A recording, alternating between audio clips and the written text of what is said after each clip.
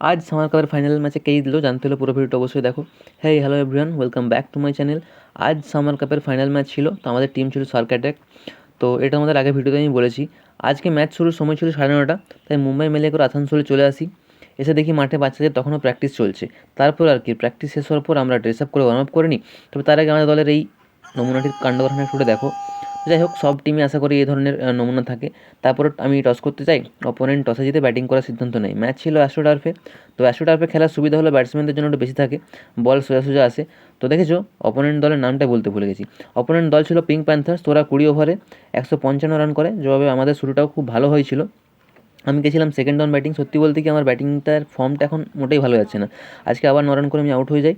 তো তবু আমাদের বাকি ব্যাটাররা ভালো ব্যাট করে, 6 উইকেটে আমরা রানটা চেস করে দিই এবং we become the champion of summer cup 2026 seniors. তারপর প্রাইজ সেরেমনি হয়, যে যার প্রাইজ নিই, তারপর বাড়ি চলে আসি। তো যারা ভিডিওটা দেখছো অবশ্যই চ্যানেলটা সাবস্ক্রাইব করো আর নিজের প্যাশনকে ফলো করতে ভুলো না।